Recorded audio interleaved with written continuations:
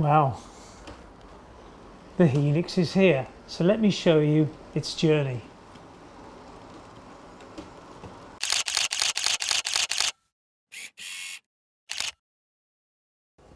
Hi, welcome back to Chadwick Model Railway. I'm Charlie, and as you can see, the beast is near completion. All the track bed's on, all the tracks on, and all the wires are in. What I thought I would just do now is run a pair of Mark III coaches and let them run down the Helix just to check how smooth it is and if they stay on the track. What could possibly go wrong? I use Mark IIIs, of course, because they've got the least gap, as it were, between the running lines. But rest assured, using third and fourth radius curves, there is no chance of them clipping each other. So let's pop them on the track and see how they run. Now we have a first class on the inside and a second class on the outside, so let's see who wins.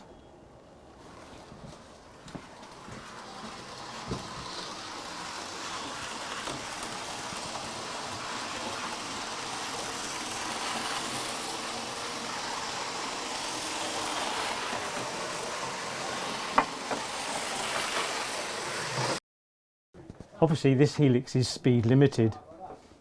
Now there is some logic to this catastrophe of throwing coaches off, and that's the fact that the inside track is the down line. So if you get a breakaway, it's not going to run anywhere because there's a loco in front of it.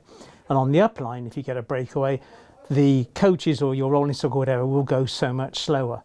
But I couldn't resist putting the pair of Mark IIIs on and see if the inside one could survive, and clearly it couldn't. That is, though it's only about 2.8%, it just shows you the difference between the inside and the outside, which I think was 2.3. It does crack on, so it just reinforces the point that your down line should be on the inside to avoid this hidden catastrophe that awaits your rolling stock. So what's there to do now? Well, tie up all the cables, whip the legs off, get it on its side, and hopefully get it out of here. And before I move on from James's place here at DCC Train Automation, a couple of thanks. Obviously to James for his guidance while I'm putting this together. He would occasionally come in and say, that's not quite straight, Charlie, or I wouldn't have done it that way. But in all truth, you know, these things to the great unwashed aren't the easiest thing to assemble, and it's great to have someone to put you back on the back on the rails. Sorry. And another guy I would like to thank, and that is Gary Spicer, chap who lives in Spain. He sent me a load of fourth radius curve that he no longer required for free. I paid him something and I paid the postage, but Gary, thank you very much. I'm indebted to you, I really am, and my sincere thanks. Regarding the adjustment of all this lot, I'm not going to do that here because I'm sure James's floor is a little bit out and the tables are a bit out and everything else is all a bit wonky. So when I get it back to my railway room and put it in situ, that's when I will start adjusting these levels to make sure all the track bed is right in that room rather than put it all right in this room to get home and have to change it again. So all I'm going to do now is tie up all the loose ends, clean this place off, hopefully get it on its side and take the legs off, and then perhaps get on our way. Let me just move some of this. Hang on, let me move this timber, okay? Yeah, just move all that. You only need an inch and then Hang on, steady there. okay. Yeah, I'm good. We could go out that door. The amount of comments that I've had, people that are convinced that this won't fit. It will fit. Here we go door. That's the back. There's Charlie.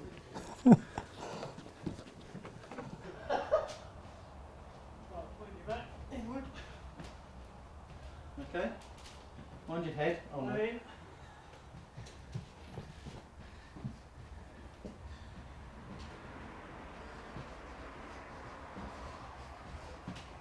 We're the wrong way around now, aren't we? No, not keep going. It's another Chuckle Brothers, isn't it? To you from me. Alright.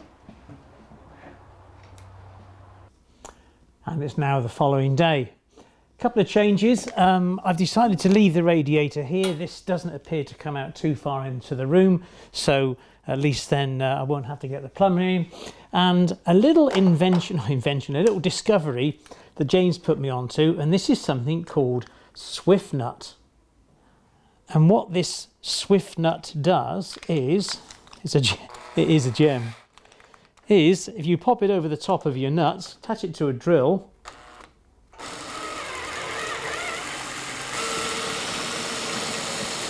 and you can drive all your nuts down. It saves an absolute lifetime. Oops, fell off.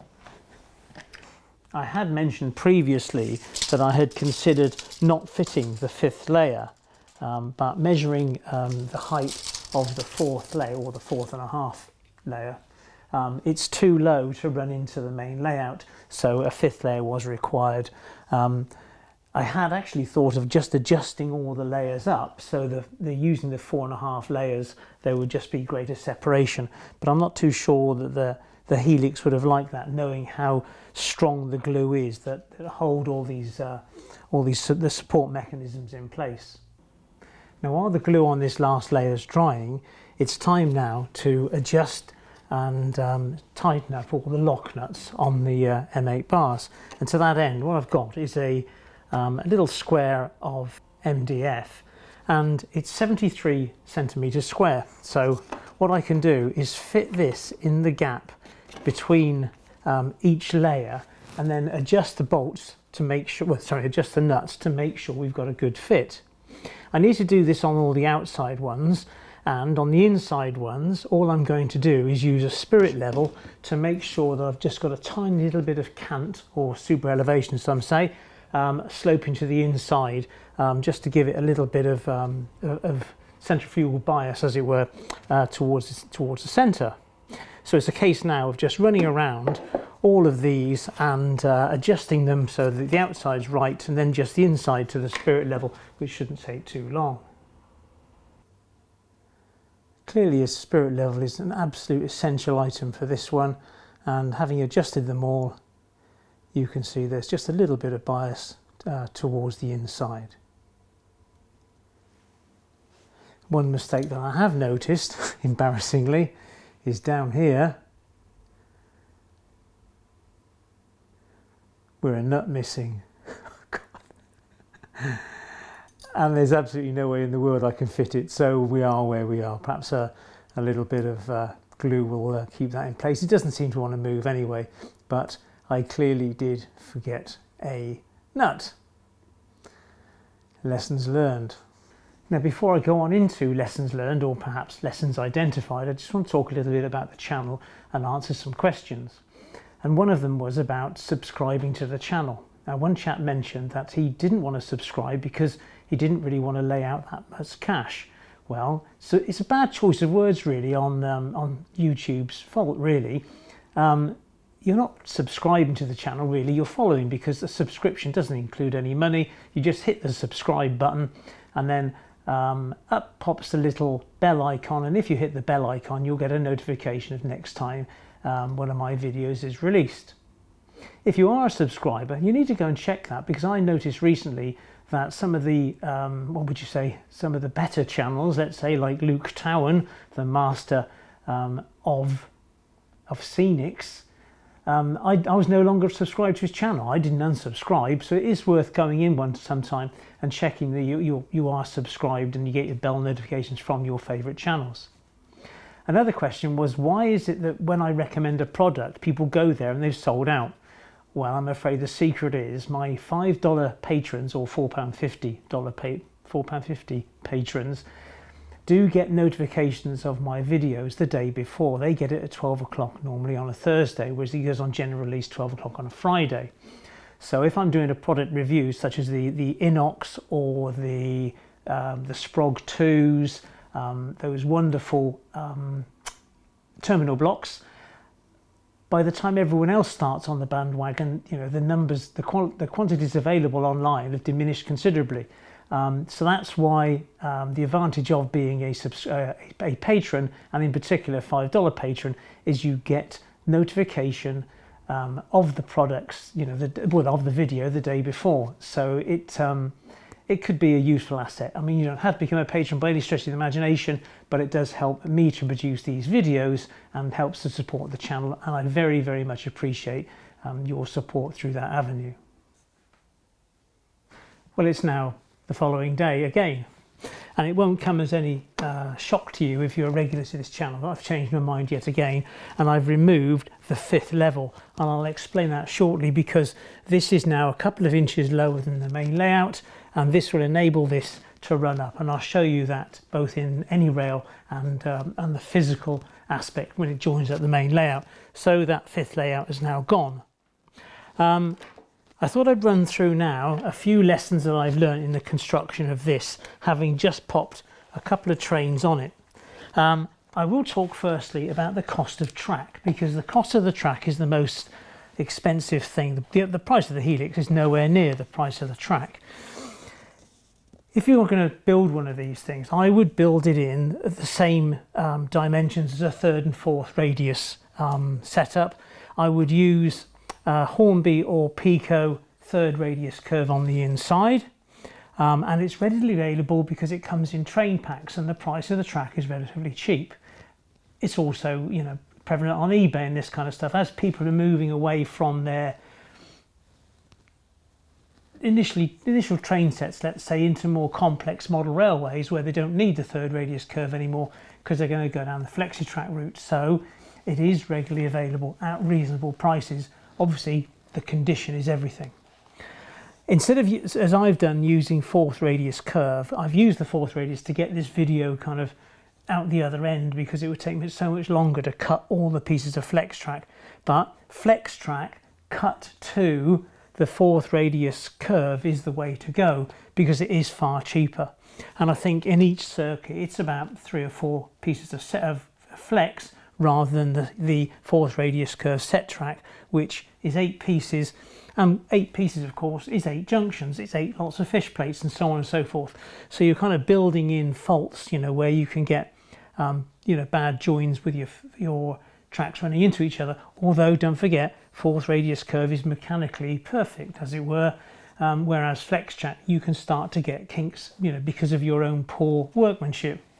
That sounds awful, doesn't it? But that's a thing you have to endure, that if you want to use flex track, then it's going to be cheaper, but it is going to be more effort in the long run. So, cost of track.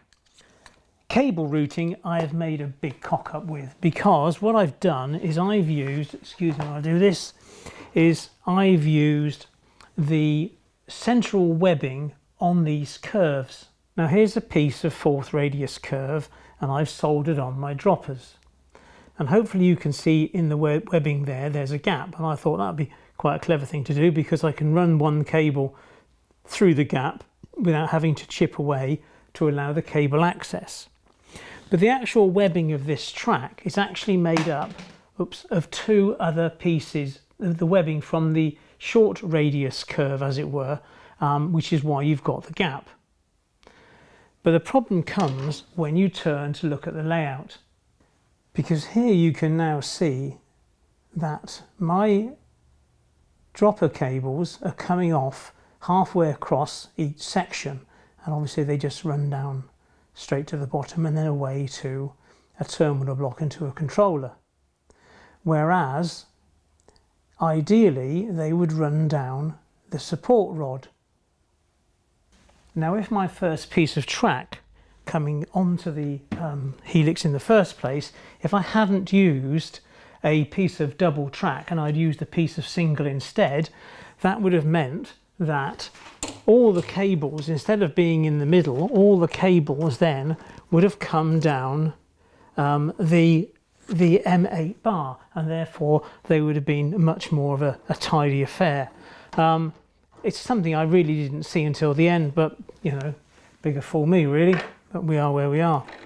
I have now got a couple of trains on here, and shortly I will just run them up and down so you can have a general feel of how the Helix is performing. But in the meantime, let's stick with lessons learned.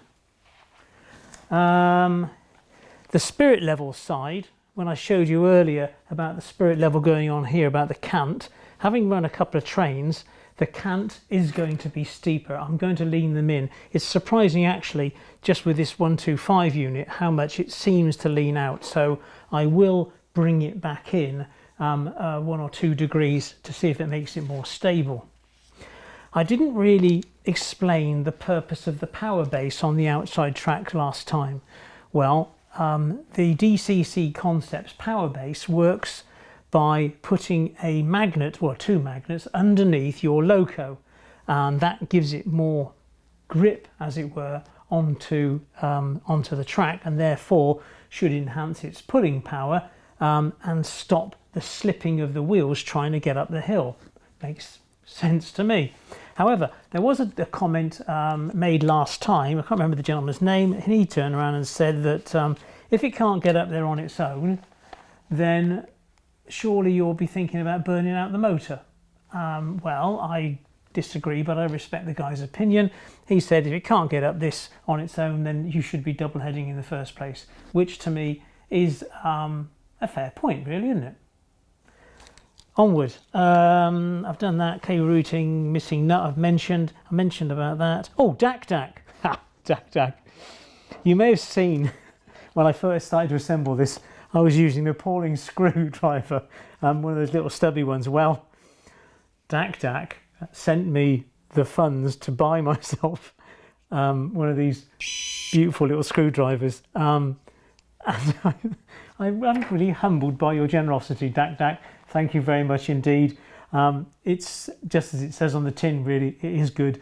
And if anybody else is interested in one of these, it's a little battery operated job, powered by USB. I shall leave a link in this show more tab down below. Power base. The plywood used here is called poplar ply, not birch ply or anything out of B&Q. This is a lightweight ply, and it is much more. It's better. It's not as bulky and awkward to use. It doesn't spit as much, but I'm sure it's going to be more expensive. But that's the ply that we used, and it was supplied by James, and that's his preferred option. Paper ply, and yeah, I think that sums up all my bits, wire and test. Track preference, price, power base, integration of the layout. Right, which then takes us up to integration with the layout and the testing. Well, the only thing to be done with this now is an extensive piece of testing. That's running trains in and out of it. Obviously, until a couple of weeks' time, I can't get this Helix connected up to the main layout because now I have to start to build the fiddle yard. But rest assured that I will test this thoroughly. But poor running isn't necessarily down to poor construction or poor design of a Helix. I know in the past that I've had especially Mark 1 and 2 coaches, that the wheels have been out, or freight wagons, sounding American, that are just too light. So, you need to put weights in them. And these are the sort of things I think that when it hits a Helix, it will bring out those issues. So getting your rolling stock in perfect condition before you bring it onto a Helix is a good idea. And before I fit my proposed station on the top of this, it's a case of making sure that this thing runs perfectly. All the electrical connections are perfect, and it's a very stable environment. There are some trains that will probably never run on here. I'm not going to bring my shunters down into this area, so they'll stay up top. But everything else I think will come onto here, though with regarding the DCC Concepts power base, I'm going to make a video all about the power base, which is why I wanted it on this Helix in particular, so I could do comparisons running up the inside and on the outside to see which locos could pull, let's say, 13 coaches, whether the diesels could do it and the steamers couldn't, but the steamers might be able to do it with magnets fitted underneath. So that's where I'm sort of going with here. Another wonderful little tool is this thing here, and I think it's from Gauge Master, and it's a little power tester And for testing track, you can simply run along here now and make sure that everything's tickety-boo.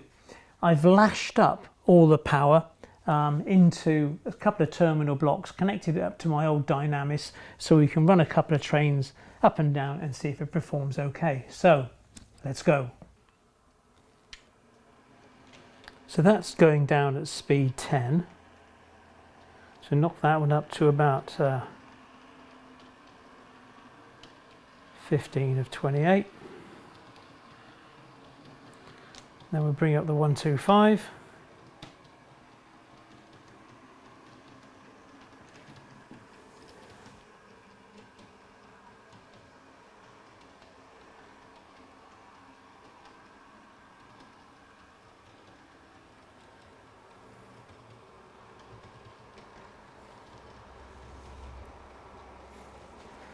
The 125 does have sound, but I'd rather not turn it on just in case I get a derailment, because then I can hear it. After all, we're still at a testing phase.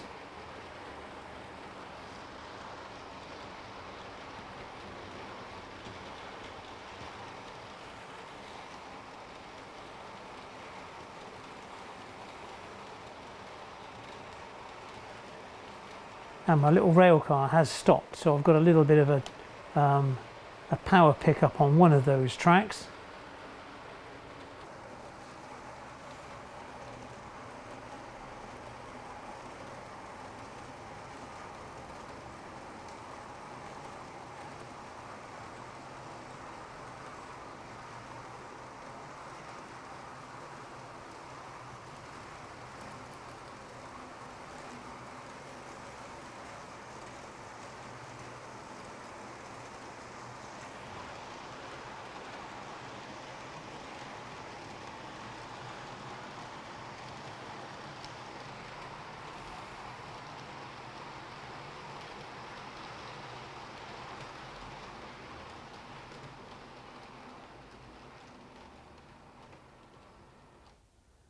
Lovely.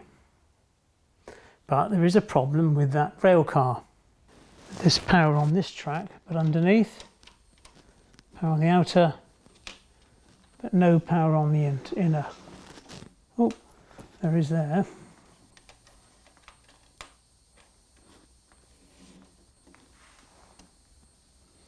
But not when we get into this section here. And here's the reason for that interruption there. It's just poor connectivity really across this fish plate here. So what I shall do is add some solder to the outside edge.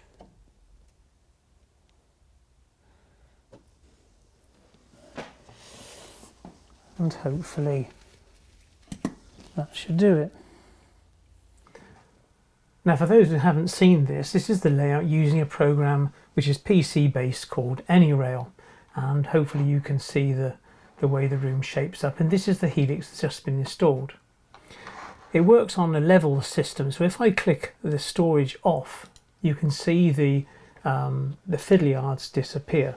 And then what I want to do is close in here and show you the new aspect of this station above the fiddle yard. So closing in down here, there's the viaduct and the lines come off, and these two lines will go into the Helix. Now if I turn the Helix off, and these remaining lines, based on Barnstaple station, will form up a sort of a country state, a branch line station. And these lines rise up a couple of inches from the 36-inch normal height of my layout, and these lines go down a couple of inches to join the Helix. And to give you a better view of that, if I go back in and turn on those other levels and then go into the 3D view, it may look somewhat confusing, but if you look over to this side here, you can see the lines as they dive down to start the Helix, and also those lines there that rise up into the station. If I can zoom in a little bit, It's a very, very useful planning tool, really, especially for someone like me who's always changing their mind. And there you can see now the lines that come off the bottom of the helix, and they go into this fan arrangement here, which will be on the first board, and then this second board that's underneath the viaduct area will have no points on it whatsoever, so there shouldn't be any maintenance issues between the top of this board and the underside of the viaduct. And then over here, this is the section yet to be developed. Obviously this helix hasn't been built yet, and I've yet to decide upon what's actually going in this area, but I am leaning towards a diesel depot. So this is Anyrail, and that's the way I see the layout progressing, especially in this area now, to give me a nice looking branch line station, and it gives you a sense of depth, because you'll have this line going up and then these lines going up, so we'll have dual running. And then switching back to the 3D view, the 2D view, and as I said about Anyrail, so I should turn off the scenic level and just leave in the storage, and there we can see the layout of the shape that the layout will take. So once the reliability of the helix is proven, we can then look at the integration into the rest of the layout. And we need to put a board in between the helix and up to the edge of the viaduct, removing this board here with the hillside and dismantling that hillside for reuse.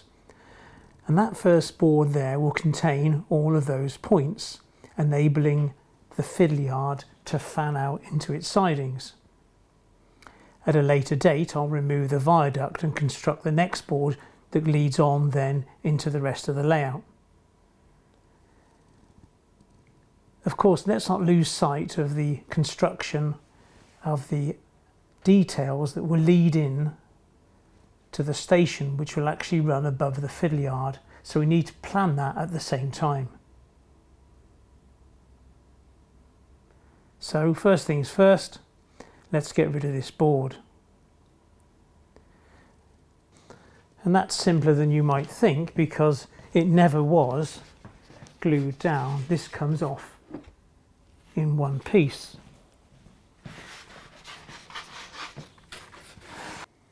So all I have to do now is disconnect these tracks and unscrew it from the batten against the wall, and this board will be gone. With the board removed, now you can see how I've wired up the points and the track on the viaduct. I've used these chocolate block plug-in connectors, and I must confess they're absolutely brilliant, because even for fault finding, you just pull them apart. You can lose that part of the layout if you have a short and you can't seem to track it down. And for disconnecting such as this, when you're going to reposition stuff, they do make things so much easier. And there's a link to those in the Show More tab below. Well, here you can see in situ the first of the fiddle yard boards. On this board will go all that large fan of points, which make up the basics of the fiddle yard. But underneath this board there are no supports, not across or longitudinally, because those supports will go in once I've figured out exactly where the points and the point motors will go. And then it'll be a case of building the next board, which will go underneath the viaduct. Well, I do hope you found that interesting. It's good to have it home, and in the fullness of time I've just got another one to build. Still, the first one's always the most difficult. In all seriousness, this isn't that difficult to put together. It's just a case of taking your time, being methodical, and it's just a lot of common sense really, and making sure these things go up straight, your glue's good, your track's good, and really it's just good, railway modelling practice really. I thoroughly enjoyed doing it, and of course the exciting piece is yet to come as the new layout takes shape. I have to thank James from DCC Train Automation for the supply of the new board, and for this, I'll be perfectly honest with you, I have parted with cash for these items. This isn't just a freebie to promote his business, but I do appreciate the time and effort that he's given to me to help me along. And if you're interested in buying a Helix, then the details are on the website. This one's a bit bespoke because I wanted the curved corners, but then, you know, if you want something a little bit different, then just drop him an email, and I'm sure he'll sort you out with the price. So there we are. Right. Patrons, thank you very much. If you want to be one, there's the link. Don't forget to subscribe, and please give me a thumbs up, and I'll see you next week with a video here and here. Take care. Thanks a lot. Bye-bye.